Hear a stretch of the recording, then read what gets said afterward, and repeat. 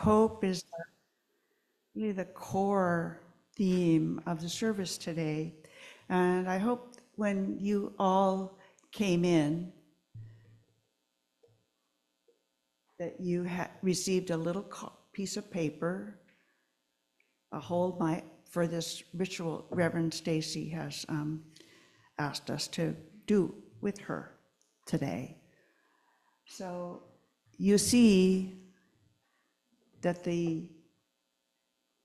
you're asked on this card to note things that you may be struggling with and what you might hope for with regard to that. And if you didn't receive one of these cards, Marby is passing out a few more and along with the pencil. And if you did, just for now, don't write your name on your paper, but know that your hope will be read out loud later in the service by someone other than you. So try to write as clearly as possible and use the back of the paper if you wish, and be brave enough to answer these two questions. In my life now I'm struggling with, in that struggle, one thing I hope for is. Now, I'm going to allow just a few minutes for people to write. And then I'm going to come among you with baskets, one for each side of the room, and ask you to put what you've written in a basket. Later on, I'm going to switch the baskets so that each side of the room gets the writings of the other side. So now is your moment to do that, to write something.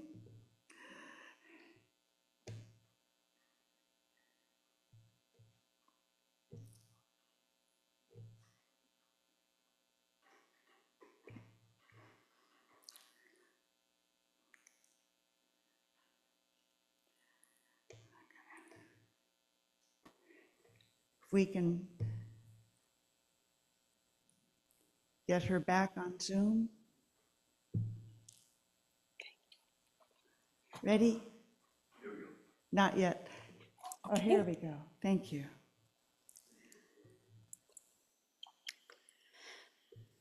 Today's message is called Unitarian Universalism, a Sanctuary Tradition.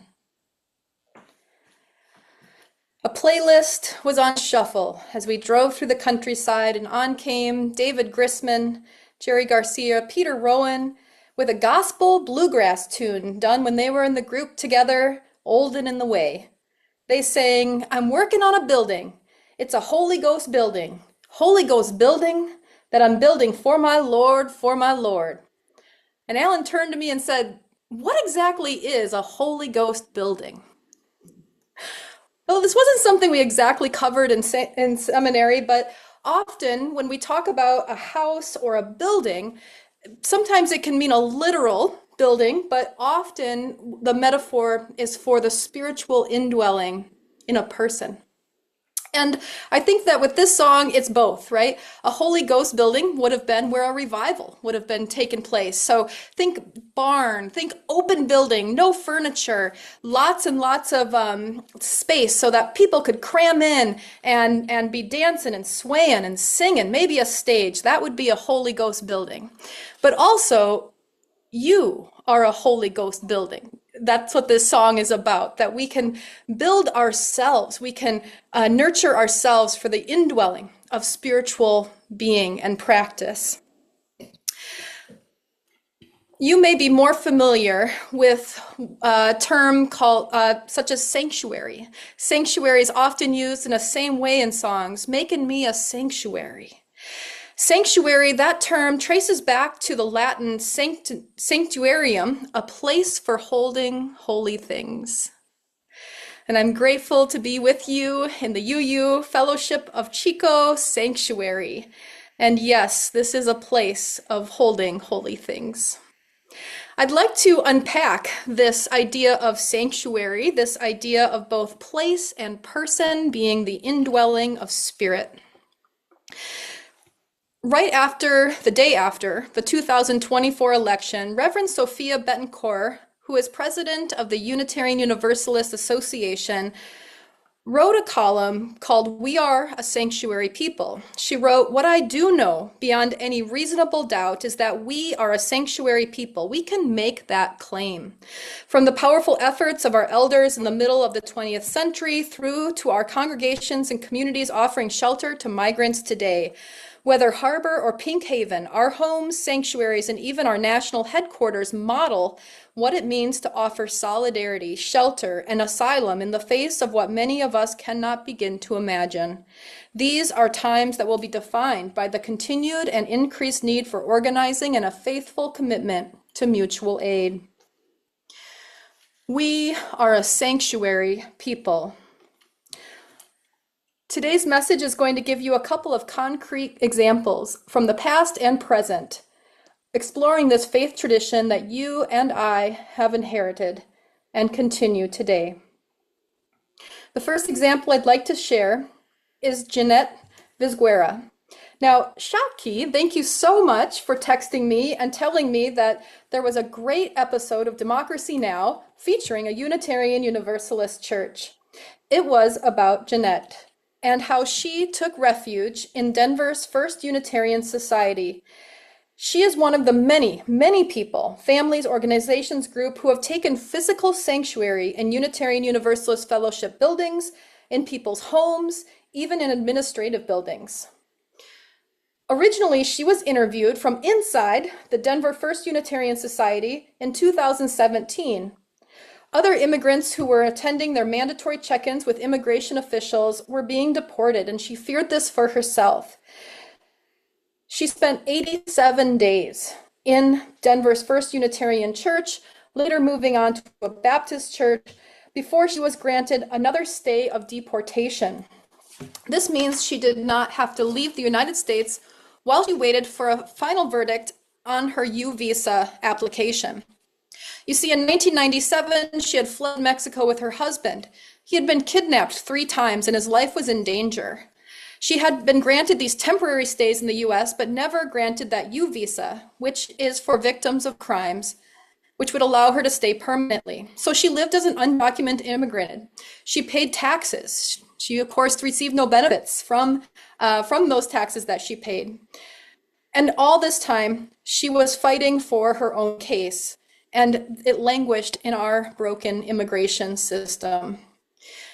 During this time, she was working full-time. She was the mother of 4. She also helped found the Sanctuary Coalition in Denver, a multi-faith coalition of congregations walking with immigrants who provide sanctuary for body and spirit. She was a labor organizer. She volunteered with the Colorado Immigrant Rights Coalition. She worked with the American Friends Service Committee and founded the activist organization Dreamers, Mothers in Action Colorado, and Abolish ICE Denver. She was named to Times Magazine's 100 Most Influential People in 2017. Unfortunately, in 2019, her U visa was denied, and she returned to First Unitarian for another bout of sanctuary. In March of this year, she came out publicly, speaking in care of community, saying, "The immigration raids are escalating. We have to escalate too as activists." The very next day, she was arrested and placed in ICE detention.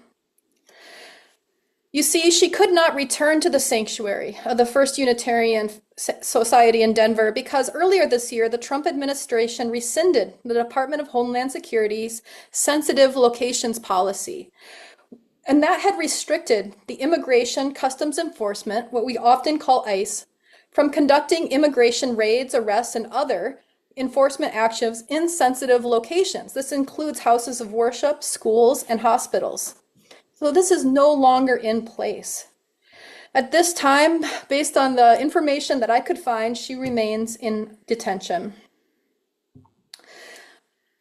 Right away, when this policy was rescinded, the Unitarian Universalist Association had already joined a multi-faith coalition, and launched a lawsuit challenging this action. Unfortunately, the rulings that I'm aware of at this time have not gone in our favor. The efforts continue. But this means that ICE can now conduct enforcement activities in these previously protected areas. Though entering private spaces still typically requires a warrant, thinking about this morning, a Sunday service is open to the public, so somebody could walk through the doors. This doesn't change constitutional rights, such as a student's right to education, and it's subject to ongoing legislative efforts. The Unitarian Universalist building is an example of a sensitive location, not because it is a religious body in general, but because it is of a specific religious tradition, an institution of worship. Protections for these locations are shifting. You know, it can be difficult for UU communities to agree on something. Maybe you've been in a committee. Maybe you've spent a long time on a very small detail. Maybe you've tried to make decisions at the broader level, the board, maybe even at the district level. Think about the UU Association trying to, in a very short period of time, take action.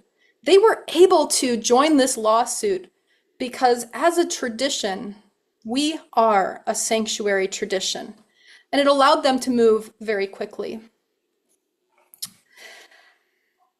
Now, the sanctuary tradition is not restricted to physical buildings. The Unitarian Universalist flaming chalice that we light at the beginning of every service, that opens most of our meetings and small group discussions, originated in 1941. Now, there's many different stories about this, but this is one of the stories that I understand and would like to share today.